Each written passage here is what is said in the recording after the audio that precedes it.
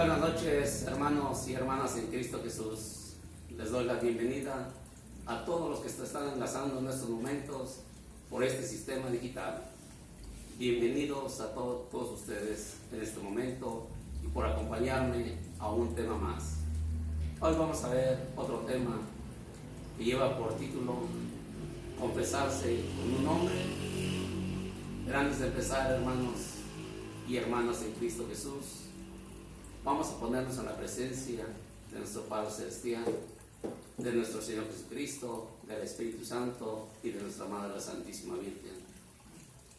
En el nombre del Padre, del Hijo y del Espíritu Santo. Amén. Señor Jesús, te sigo pidiendo por el Papa Francisco, por todos sus sacerdotes, por todos los obispos, por todos los cardenales, para que les ayudes a ser mejores cada día, para que les sigas dando al Espíritu Santo en su corazón y en su mente, para que lleven a todo tu pueblo por el camino del bien. Ten piedad y misericordia de ellos y fortalécelos en la fe y en el amor. Te pido también por todos estos hermanitos, por todos los sacerdotes enfermos de esta enfermedad del COVID-19. Ilumina su mente, cúralos, sánalos, dales su pronta recuperación a cada uno de ellos.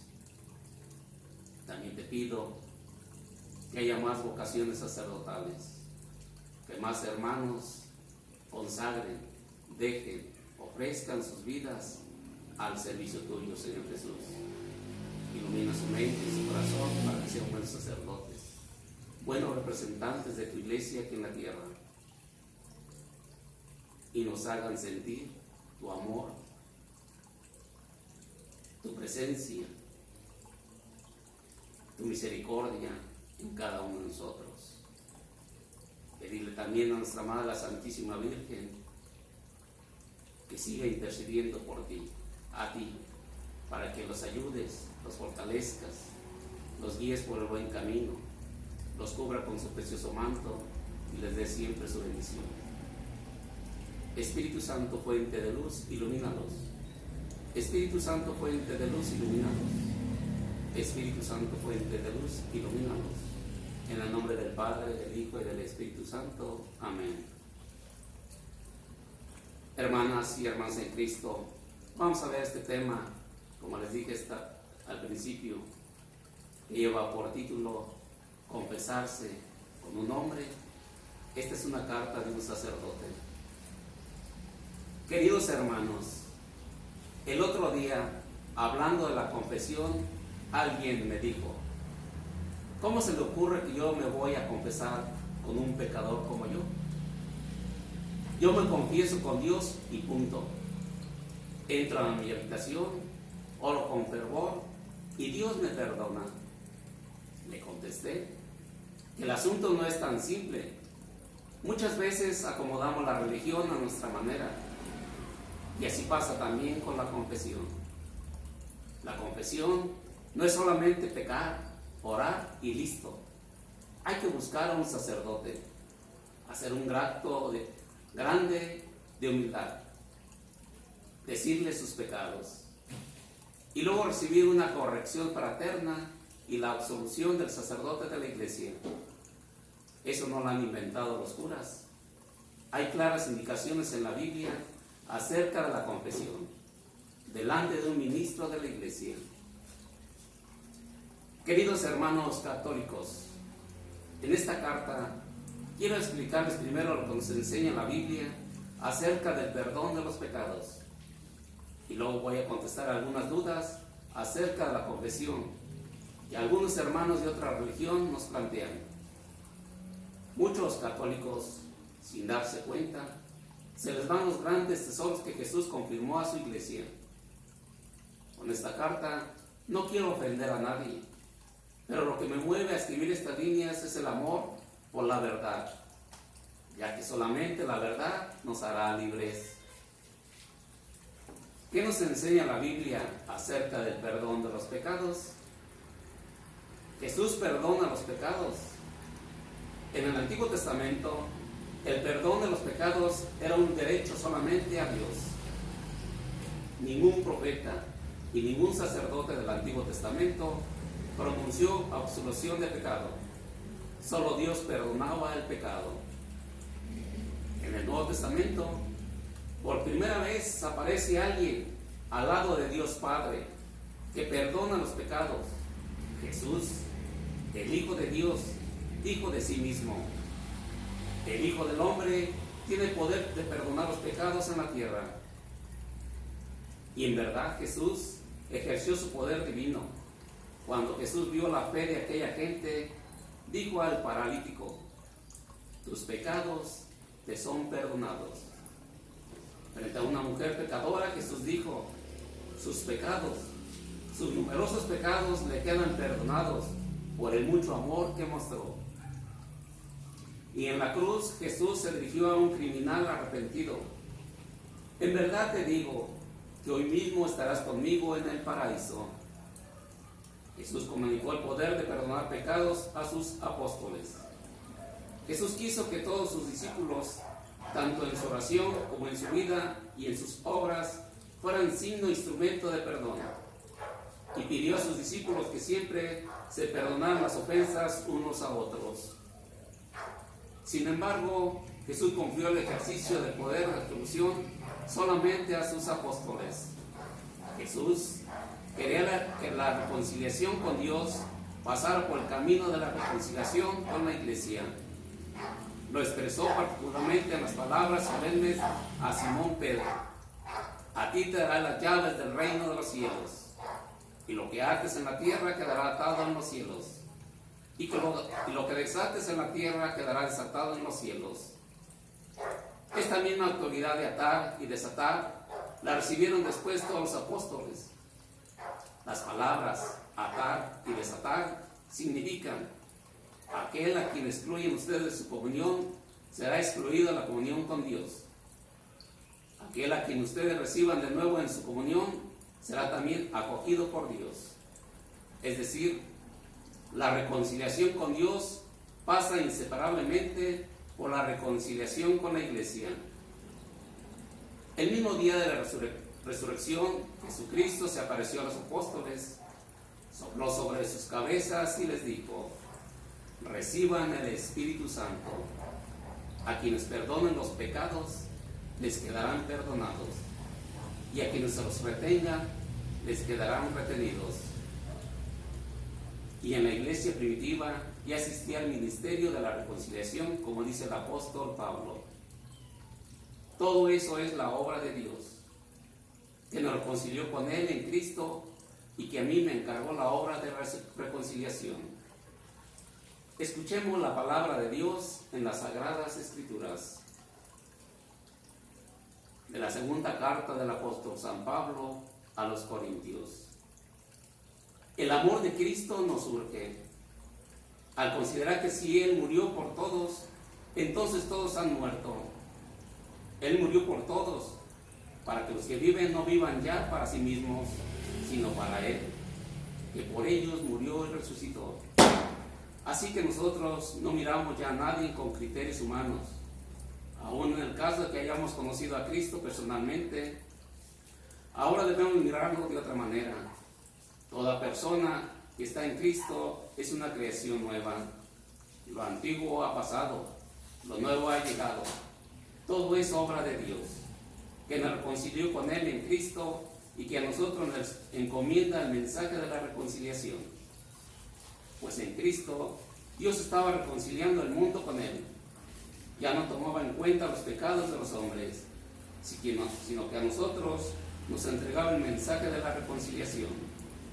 Nos presentamos pues como embajadores de Cristo, como si Dios mismo los exhortara por nuestra boca. En nombre de Cristo le rogamos: déjese reconciliar con Dios. Dios hizo cargar con nuestro pecado al que no cometió pecado, para que si nosotros participáramos en él de la justicia y perfección de Dios. Palabra de Dios. Te alabamos, Señor. Toda persona que está en Cristo es una creación nueva.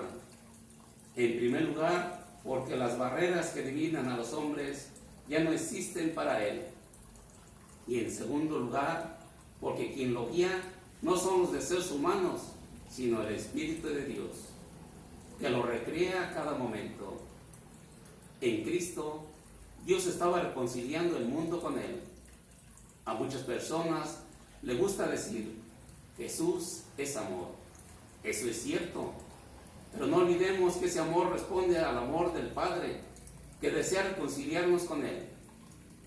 Debemos acabar con esta imagen de un Dios justiciero, al que Cristo trata de apaciguar.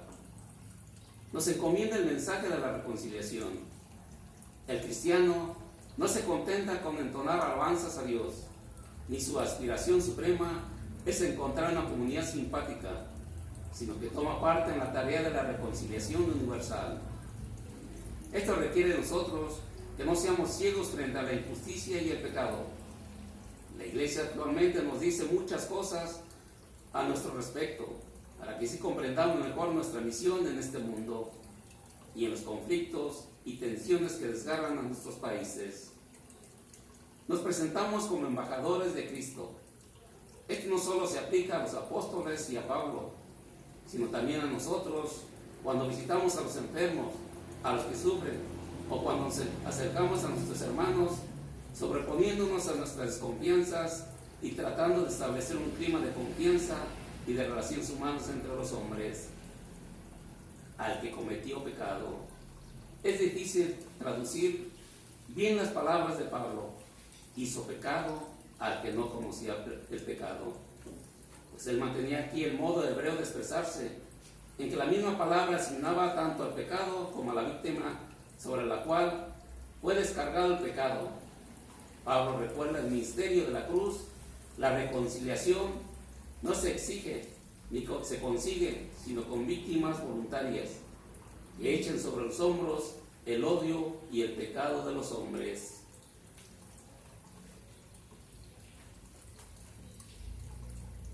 Los apóstoles, comunicando el poder divino de perdonar pecados a sus sucesores. Las palabras de Jesucristo sobre el perdón de los pecados no fueron solo para los 12 apóstoles, sino para pasarlas a todos sus sucesores. Los apóstoles las comunicaron con la imposición de manos.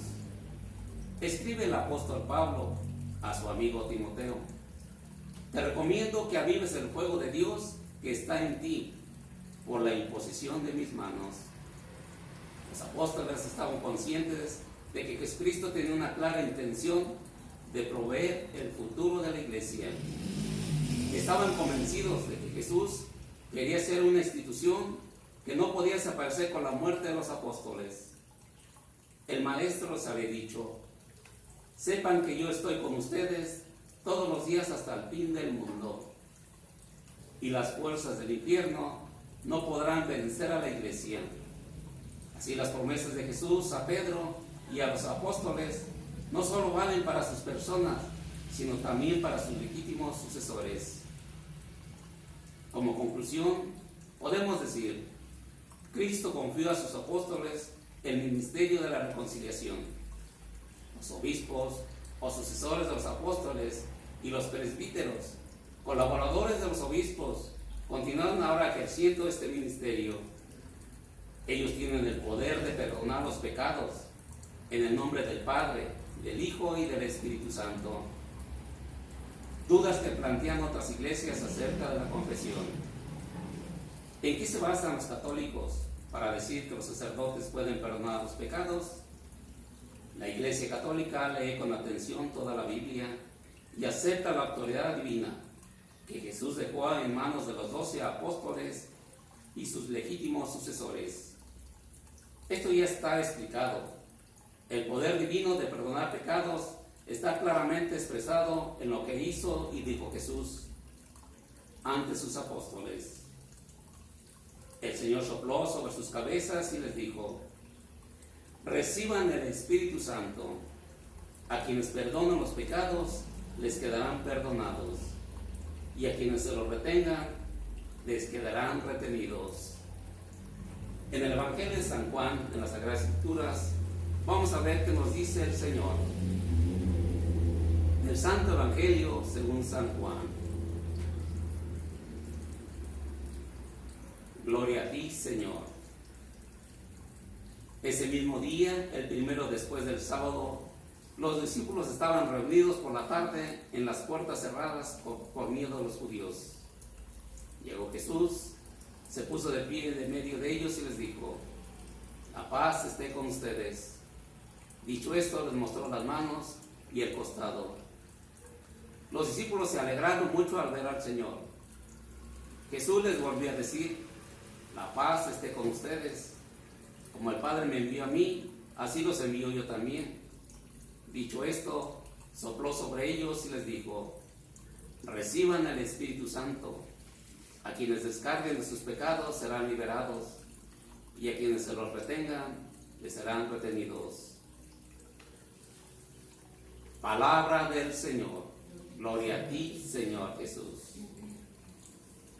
Jesús dice: la paz esté con ustedes, y eso es inmediato. Jesús dice también: reciban el Espíritu, y lo reciben. Así como en la primera creación el aliento de Dios infundió la vida al Adán, así también el soplo de Jesús comunica la vida a la nueva creación espiritual. Cristo, que murió para quitar el pecado del mundo, ya resucitado, deja a los suyos el poder de perdonar. Así se realiza la esperanza del pueblo de la Biblia.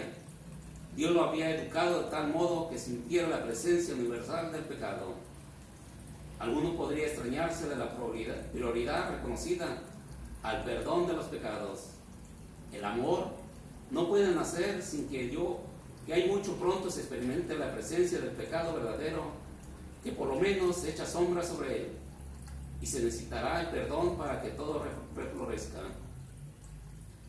No debemos limitar el perdón de los pecados al sacramento del perdón. Jesús anuncia que al ser bautizados en el Espíritu, los creyentes conocerán la perfecta reconciliación con Dios, y que la misma participación en la comunidad cristiana les ofrecerá en todo tiempo los medios de reconciliarse unos con otros y con Dios. Los apóstoles murieron, y como Cristo quería que ese don llegara a todas las personas de todos los tiempos, les dio ese poder de manera que fuera transmisible, es decir, que ellos pudieran transmitirlo a sus sucesores. Y así los sucesores de los apóstoles, los obispos, los delegaron a presbíteros, o sea, a los sacerdotes. Esto tienen hoy poder de Jesús que dio a sus apóstoles. A quien perdonan los pecados, les quedan perdonados. Y nunca agradeceremos bastante este don de Dios, que nos devuelve su gracia y su amistad. ¿Para qué decir los pecados a un sacerdote si Jesús simplemente los perdonaba? Es verdad que Jesús perdonaba los pecados sin escuchar una confesión, pero el Maestro Divino leía claramente los corazones de la gente y sabía perfectamente quiénes estaban dispuestos a recibir el perdón y quiénes no. Jesús no necesitaba esta confesión de los pecados. Ahora bien, como el pecado toca a Dios, a la comunidad y a toda la iglesia de Cristo, por eso Jesús quería que el camino de la reconciliación pasara por la iglesia, que está representada por sus obispos y sacerdotes. Y como los obispos y sacerdotes no leen los corazones de los pecadores, es lógico que el pecador tiene que manifestar los pecados. No basta una oración a Dios en el silencio de nuestra intimidad. Además, el hombre está hecho de tal manera que siente la necesidad de decir sus pecados, de confesar sus culpas, aunque llegado el momento le cuesta. El sacerdote debe tener suficiente conocimiento de la situación de culpabilidad y de arrepentimiento del pecador. Luego el sacerdote, guiado por el Espíritu de Jesús, que siempre perdona, juzgará y pronunciará la absolución. Yo te absuelvo de tus pecados en el nombre del Padre, y del Hijo, y del Espíritu Santo. La absolución es realmente un juicio que se pronuncia sobre el pecador arrepentido. Es mucho más que un sentirse liberado de sus pecados, es decir, a los ojos de Dios. No existen más esos pecados. Está realmente justificado. Y como consecuencia lógica, dada la delicadeza y la grandeza de este misterio del perdón, el sacerdote está obligado a guardar un secreto absoluto de los pecados de sus penitentes. Pero el sacerdote es pecador como nosotros, dirán algunos. Y le respondo, también los 12 apóstoles eran pecadores, y sin embargo Jesús les dio poder para perdonar pecados. El sacerdote es humano y dice todos los días, yo pecador. Y la Escritura dice, si alguien dice que no ha pecado, es un mentiroso. Aquí la única razón que aclara todo es que Jesús lo quiso así y punto. Jesús fundamentó la iglesia sobre Pedro, sabiendo que Pedro era también pecador. Y Jesús dio el poder de perdonar, de consagrar su cuerpo y de anunciar su palabra a hombres pecadores. Precisamente para que más aparecieran su bondad y su misericordia hacia todos los hombres. Por razón todos los sacerdotes reconocen que llevan este tesoro en vasos de barro y sienten el deber de crecer día a día en santidad para ser menos indignos de este ministerio. El sacerdote perdona los pecados por una sola razón, porque recibió de Jesucristo el poder de hacerlo. Además, durante la confesión aprovecha para hacer una corrección fraterna y para alentar al penitente. El confesor no es el dueño, sino el servidor del perdón de Dios. Y otro punto importante es que el sacerdote concede el perdón en la persona de Cristo. Y cuando dice, yo te perdono, no se refiere a la persona del sacerdote, sino a la persona de Cristo que actúa en él. Los que se escandalizan y dicen, ¿cómo un sacerdote que es un hombre puede perdonar a otro hombre?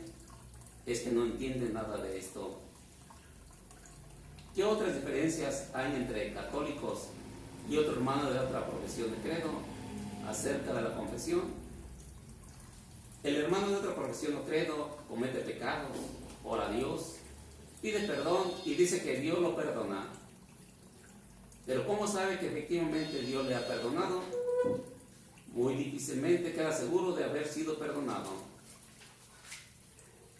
En cambio, el católico, después de una confesión bien hecha, cuando el sacerdote levanta su mano consagrada y le dice, yo te absolvo en el nombre del Padre, queda con una gran seguridad de haber sido perdonado y con una paz en el alma que no encuentra por ningún otro camino.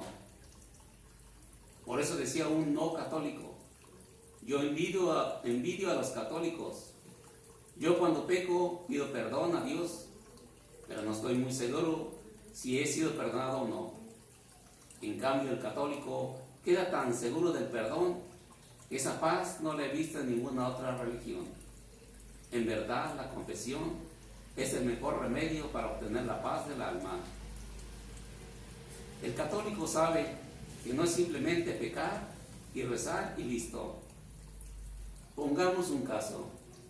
Una mujer católica comete un aborto. No puede llegar a su pieza a rezar y decir que todo está arreglado. No.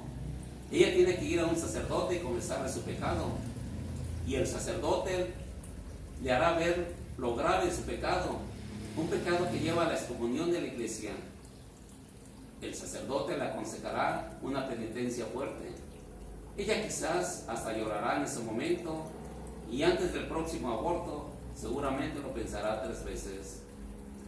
Y ese señor que compra lo robado, y esa novia que no se deja respetar por el novio, y esa mujer que quita la fama con su lengua, y ese borracho, confesando sus pecados, se encontrarán con alguien que le habla en nombre de Dios y le hace reflexionar y cambiar su vida.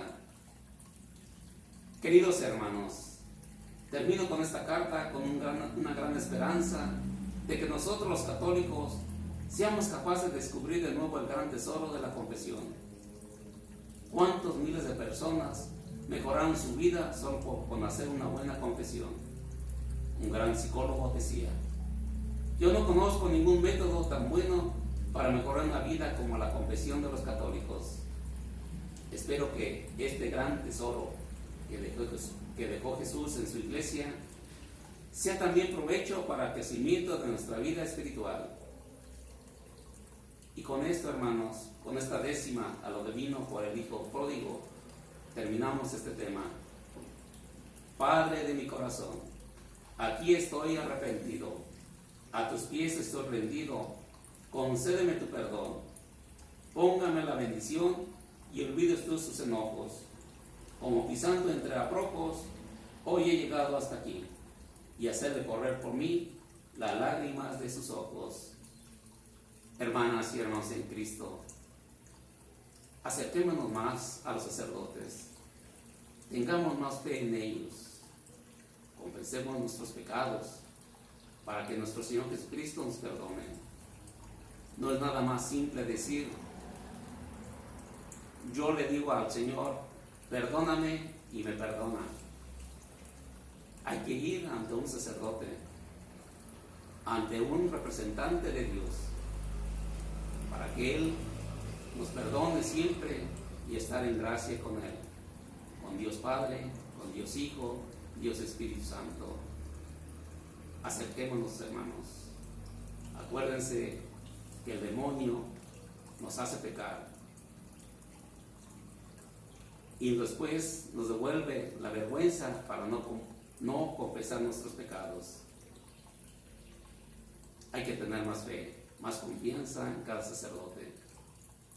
Vayan, acérquense, para que estemos libres de todos los pecados que nos atormentan nuestro corazón, nuestra mente, y así poder estar libres y ser personas más gratas a Dios. Los invito, hermanos. Y con esto nos pedimos, hermanas y hermanos en Cristo Jesús. Buenas noches y que Dios los bendiga.